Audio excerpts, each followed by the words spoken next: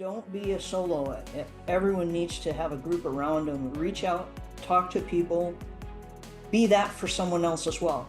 Be the help, be the mentor for other people that need someone to talk to, and be part of the village.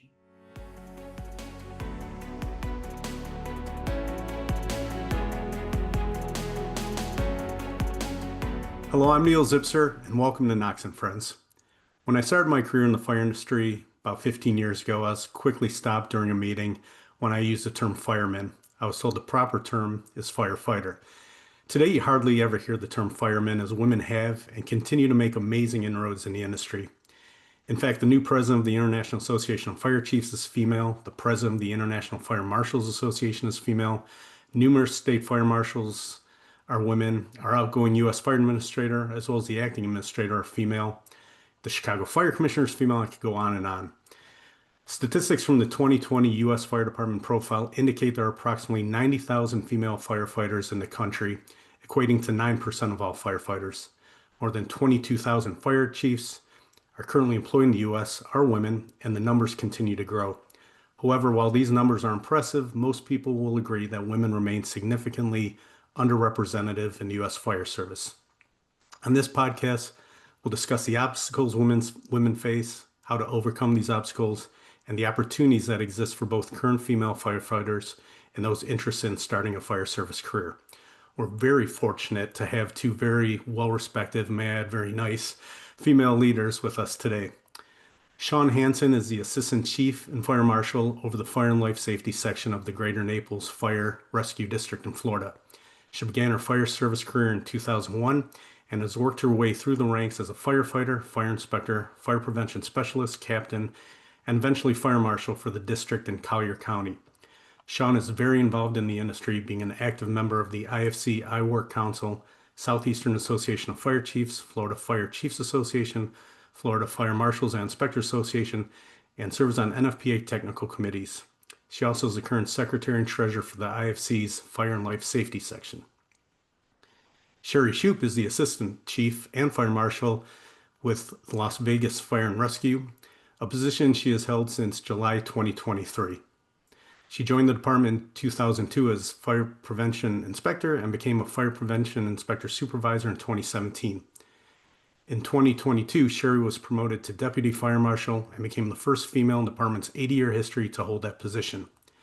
Sherry has been an NFPA member for her entire career, teaching public education subjects at multiple conferences, serving multiple terms on NFPA's Education Section Board of Directors, and acting as one of the first NFPA public education liaisons for Nevada. She's also been a member of the Fire Prevention Association of Nevada and held multiple committee chair positions with that organization. She represents the city of Las Vegas as a voting member in the International Code Council and is also a current member of both IFC and IFMA. Thank you both for joining us today. Thank you, Neil.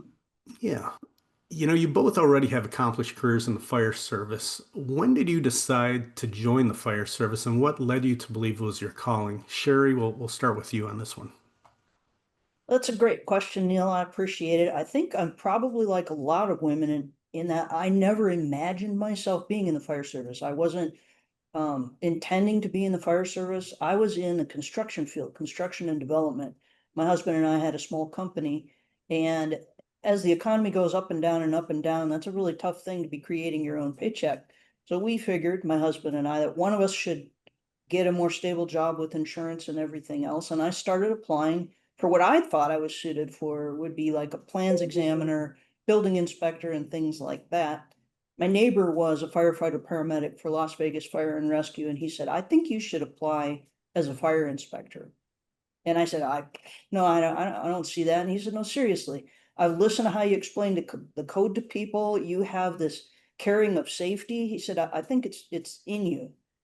And I applied, and the rest is history for me. So never look back, and have enjoyed being with this fire family the entire time. That's my story. Good story. How about you, Sean? Yeah, thanks, Neil, and thanks for the invite to be on your podcast. This is really a true honor. So yeah, kind of like Sherry, I really the fire service was not on my radar. I was going to school to for environmental law and really kind of needed a job. I applied for two jobs. One was directing a skate park, and the other one was for a fire prevention specialist position. And I actually got offered both jobs. I like to think I picked the right one. Uh, so yeah, I started off as a fire prevention specialist and had some really good people that I worked with that really kind of encouraged me to continue to move forward, and continue to educate myself. So I did my inspector, went to fire school, did my firefighter certification, got my investigator, and things just really kind of opened up from there. And yeah, just really gained a passion for the fire service just by being in it. Yeah, so before I was in the fire industry, I was in the automotive industry, which was also very male dominated. So it was a pretty seamless transition for me, but kind of like the auto industry. I imagine that some fire departments out there have a macho culture. Have either of you experienced this type of culture? And if so, what advice would you offer to women firefighters who may encounter similar behavior? Share. Um, so what I learned in actually not just the 24 years I've been in the fire service, but my years in the construction industry as well, is that a lot of things that take courage and guts and determination, and you have to do something to put aside your fear, are termed as macho. I think those are characteristics that women can have as well. That kind of courage. Um, Men laugh off their fear. It's something that women can learn to do as well. So to me, when you call it macho and you're characterizing it as a male thing, I think there's a female version of that as well. And the more we go through time and have more women in the industries, we realize that the old caveman idea of what macho means may be the new machos for everybody. Hmm, interesting. Sean, how do you feel about that? Yeah, so I grew up with two brothers. So the idea of always being with men kind of it was never a foreign thing for me. I went from that to I played a lot of sports. So yeah, going into the fire service and coming across some of the male dominated and macho attitudes that are, kind of presented.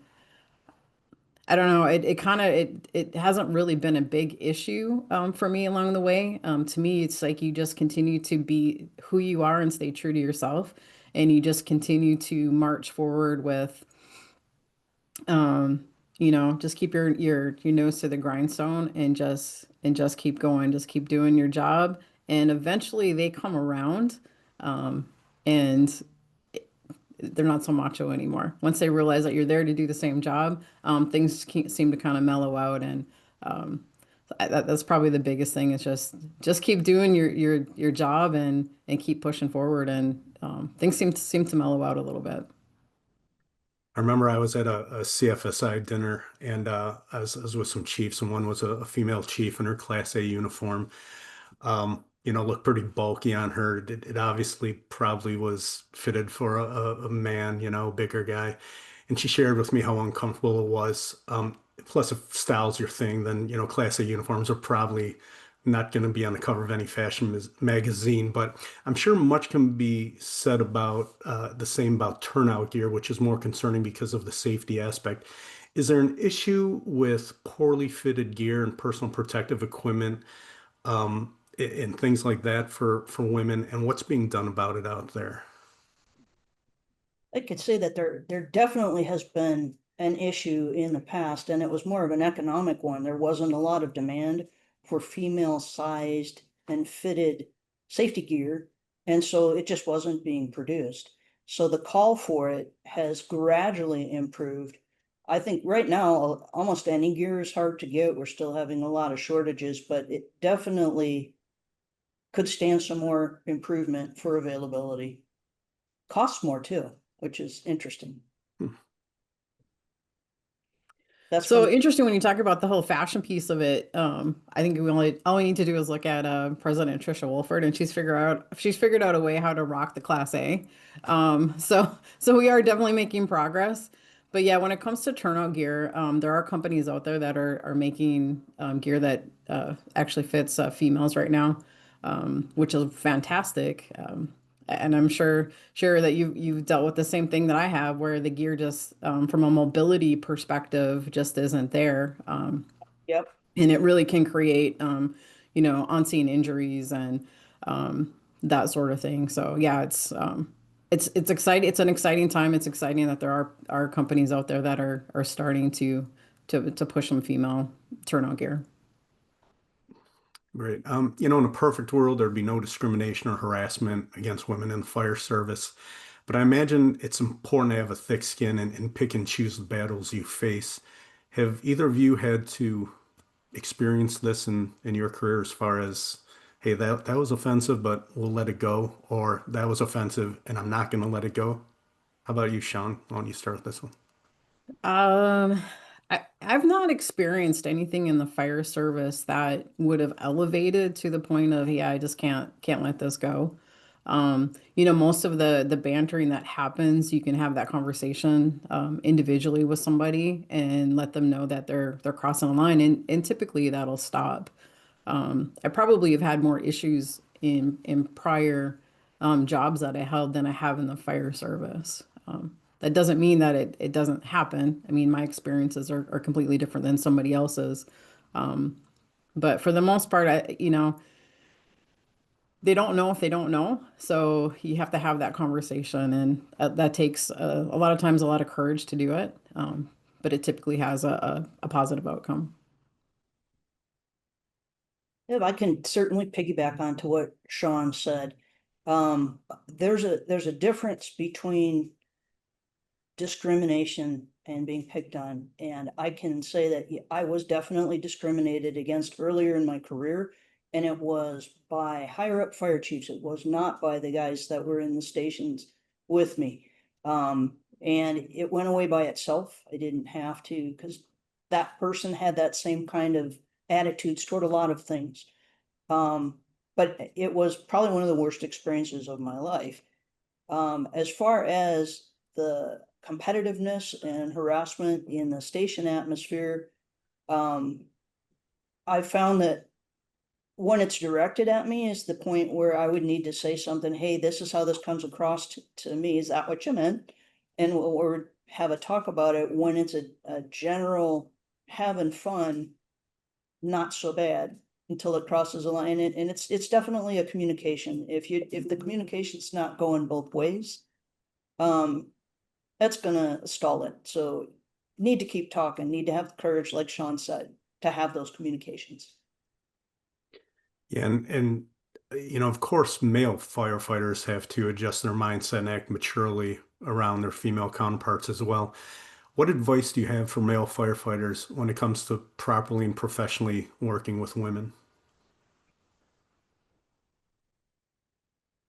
How about you, Sherry? I would,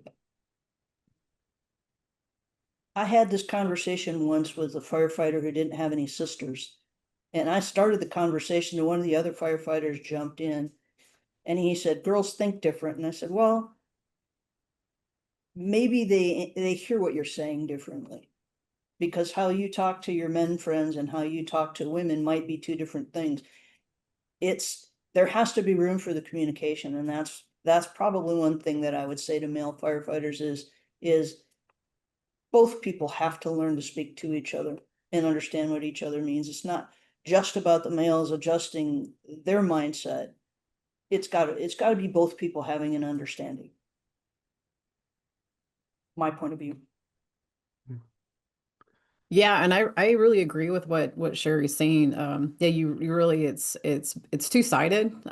Both sides really have to adjust the way they communicate, and ultimately, when you do have that open line of communication, the result can be that their communication is better between, your male counterparts as well. So I think that was really well said by Sherry. And to stay on the communication theme, Knox is a woman-owned company, and our owner, Joni Trimpala, I don't know if you've met her or not. You should get a chance to meet her. She certainly takes a back seat to nobody. And I've worked for women in the past. Actually, I've probably worked for more women than men in the past. And as a subordinate, to somebody in a leadership position, I'm more careful about what I say and how I try to say it. Given that you both have leadership positions when it comes to communications, have either of you needed to adjust your communication style when you're addressing a male subordinate? Yeah, I'll jump in on that. And yes, I have had the honor of meeting Joni, and she's amazing. I love what she does with Knox, and really great company. So um, yeah, so no, I don't change my approach when it comes to any of my male subordinates. I try really hard to ensure that I'm treating everyone the same way. Um, and I think that that consistency and professionalism, I mean, that goes a long way. So I really try really hard to make sure no matter who it is that I'm talking to, it could be a subordinate, it can be above me. I'm going at it with the same demeanor and the same compassion and professionalism. Anything you want to add, Sherry? 100%. And Joni is an amazing person. I'm lucky to have met her as well. Um, I did have to learn to adjust my communication style, but it was the way I talk to both men and women in the fire service because it needs to be a little more direct and concise and not gray. And I had a more creative way of thinking and communicating in my past life that really didn't work well for the fire service. It led people, men and women, trying to guess what I was looking for. So I had to learn myself to be able to talk better, communicate better to everybody. And speaking of communications, you're both fire marshals and have regular contact with the public and the business community. Being outside the firehouse, have you experienced any improper dealings or put in an uncomfortable position when carrying out your marshal or inspector duties? Or do you think the business community doesn't see a difference between a male firefighter and a female firefighter? Sherry? So absolutely, as an inspector out in the field in construction, there were lots and lots of contractors who felt that it was okay to be real relaxed and casual in the way that they dealt with things, and I had to draw a line several times, usually just the first time on the site, but not again after that. I think all of our inspectors here have had situations where they may have been offered show tickets or meal comps or things like that to let something slide at least once in their career. Um, I like to think it's not a regular thing anymore, but I think almost everybody gets tested once, whether you're male or female. And have had some old business owners that just really had zero respect for women in any position. Let get it been through it a little bit, yeah. Yeah, for sure. It's yeah, you'd love to say that it doesn't happen anymore, but it definitely still does. There's definitely been my fair share of locations that I walked into that you're like, okay, um, this is how this one's gonna go. But again, you just try to stay true to who you are and just keep it professional. But yeah, there are definitely instances where, yeah, especially on construction sites where you'll get contractors that try to flirt their way through an inspection, which is always funny. Um, you get a lot of honey baby, that sort of Yep. thing, which is entertaining. I do have a female officer that works under me, and so her story has become pretty entertaining. So she's done a great job of working through them as well. But yeah, so it is still happening, but you just gotta try to work through it. When it comes, we obviously want to see more women in the fire service, but even on the male side, recruitment and retention has been a challenge. When it comes to recruitment and retention of firefighters for females, what messages do you think work, and what tips would you have for other fire departments out there who are looking to recruit more women? Sean, why don't you take this one first? Yeah, it's definitely been a challenge for us to recruit more women. You have to be really intentional about it. I think there's a lot of departments out there that are doing a great job with like the girls' camps. Um, that's been a really good move as far as for recruiting women. You have a department in North Florida that's They've done a really good job of active recruiting for one of the collegiate softball teams. Um, yeah, you have to start off at like almost like that middle school age and start getting in front of them with other female firefighters. Because like any of us, we all want somebody to look up to, and when you see that person that's similar to who you are, you seem to gravitate a little bit more towards them. So getting out there in front of them with your female firefighters and not just promoting the message with your male firefighters, I think that makes a huge difference. Um, and then promoting the message in the community, because we do want to represent who our community is, and having that diverse ecosystem within the fire district, just strengthens who we are. Sean's absolutely right. We have, fire chief's been here 3 years, and one of his goals when he got here was to improve our presence and recruitment in the valley. We have a situation where Clark County is the big fire department here, and there are two other small departments in our valley. So we're one of four, and it's very easy to get blended together and to not be seen at a lot of those events. So our fire chief recognizes that we really need to make an effort to individualize our department and to get out in the schools and make a showing at more of the events. And I believe one of his goals is to look to actually create dedicated position just for recruitment. Right now, we kind of do it all together, but having a single position that actually formulates and guides our whole effort and everybody else joins in as well. Really important, really important.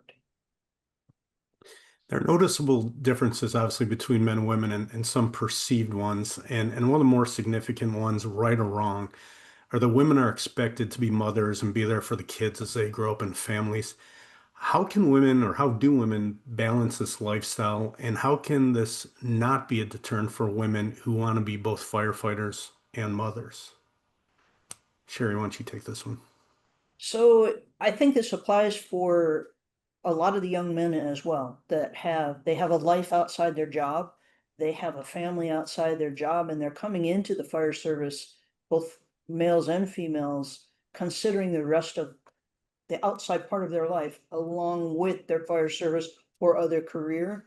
I think it's changed our training, it's changed our scheduling, our staffing, and everything to try to, the fire service has grown up to understand this better.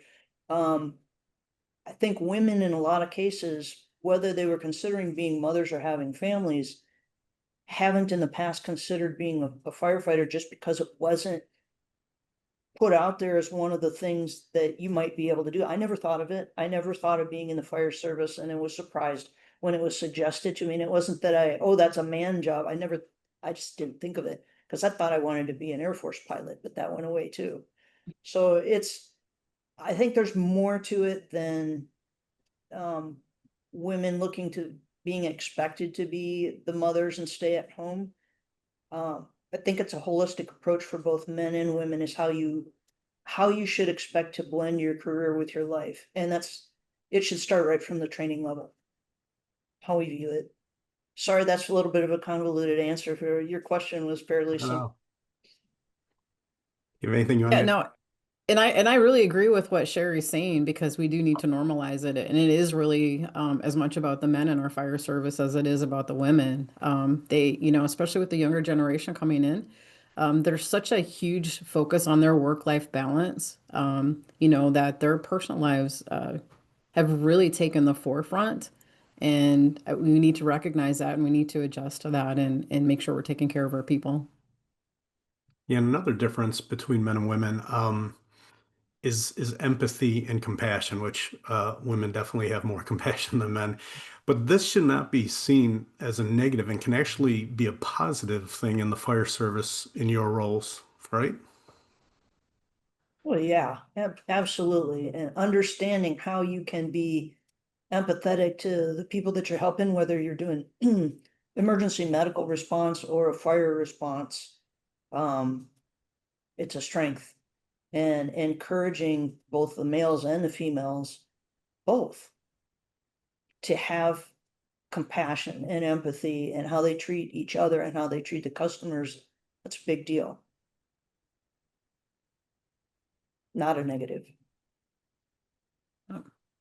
No, and again, I agree with Sherry. It's really on both sides and making sure that our male and female firefighters both have that compassion and empathy. And um, I have one female firefighter that I probably have to work on her a little bit at times on her compassion and empathy, which is kind of funny.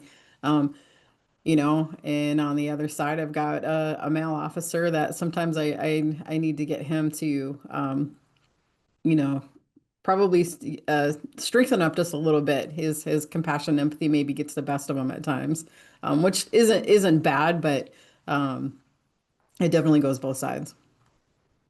I always like to ask the guests on the podcast if there's anybody, if there's anyone in your career, male or female, that provide you guidance, who mentored you, who you looked up to as an example.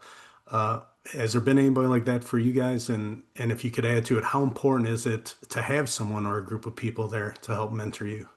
Sean, why don't you take this one first? Yeah, so I like to think I have had a lot of mentors along the way. One of my biggest mentors is Kingman Schultz. And he really did a lot as far as not necessarily opening the door for me, but leading me to the door and saying, now this is your choice, whether or not you want to open that door. I can tell you that there's probably a lot of things I wouldn't have done in my career had I not had that push. Um, and just that education and knowledge that I had other opportunities, should I decide to move forward with them. And then, looking at all these amazing women in the fire service. You got Dr. Lori Moore Merrill. You got now our president, Trisha Wolford. You got, our administrator, Chief Donna Black. It's just, being able to see those women in those positions, while they're not formally mentoring you, they are informally mentoring just by their actions and what they're doing and how they've gotten to where they are at and their work ethic and their passion.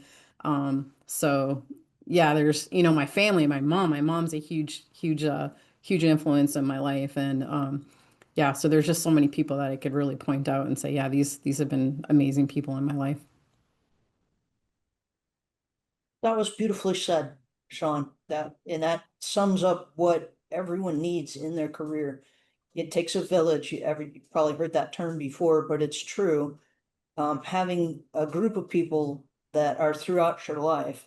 There wasn't just one for me either. It depended on the subject and the stage in my life that I was, but some of the groups that I worked with at NFPA, some of the folks I worked with in the local organizations, the other chiefs in the other departments. Sometimes it's easier to talk to a chief in another neighboring department than it is in your own chain of command, just to try to understand what I'm supposed to do or how can I improve myself to handle this thing or that thing, or what do I need to prepare for?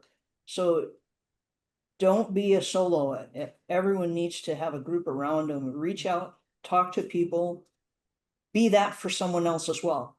Be the help, be the mentor for other people that need someone to talk to. And be part of the village. Yeah. And you're both very active in industry organizations. How important is it to be involved in other groups? And to the women out there, would you recommend starting off with an NFPA committee or some other type of group? Where would you start? Yeah, I would encourage starting off with any of them, because the networking that you get with these committees is huge. I mean, really, it's those relationships that you're establishing within those committees. It's crazy how much things branch off from there, and you become both a mentor and a mentee just based off of those relationships. So yeah, any of the associations that you can get yourself into. Yes, of course, NFP is a great place to go into. But you've got, the IAFC committees, you've got Women in Fire, you've got, a bunch of local organizations that you can jump into. Any place you can get into to jump, just make that jump and just start. But totally agree with that as well. If I were suggesting to someone just getting started, I'd say look at your local committees first, get your feet wet, and then they'll help guide you what are the right paths to go to some of the larger groups, some of the national groups, and also will probably mentor you on once you've proven yourself as a volunteer, you have to be a little careful because sometimes they find you and you're like a volunteer for you don't have time for your career, you're the volunteer for the rest of your life. So being involved locally and getting some advice on how to approach that and how to not spread yourself too thin and how to be of the most value to each of the groups you belong to is probably how that would be the advice that I would give on it, to approach it carefully, give yourself fully, but leave time for you too. We'll finish with a tough question. Maybe it's not so tough for you guys, but if you could change one thing about the industry, just one thing, um, or one thing about how you're treated, what would it be? Wow, that's quite a question. I would say we should all get free electronic Knox boxes. I'll pass it on. Um, I wouldn't put about myself either. And there are lots of little things about the industry. Are you talking about the fire industry itself, Neil? Yes. I think we just need to keep going the direction we're going and communicate with each other. If I could fix the supply chain issue, with apparatus and safety gear and all of that right now, that would be the thing I would fix. It has gotten pretty It's crazy. challenging out there for you guys. Yeah.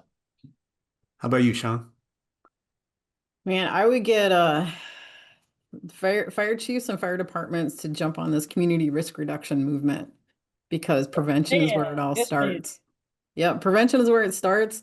Let's prevent these incidents that are causing, our safety and health issues, the mental health issues, the physical injuries, firefighter cancers. 100% that's where I'd go is let's continue moving with this community risk reduction movement and let's prevent these incidents from happening in the first place. Awesome. I want to thank you both for your time today.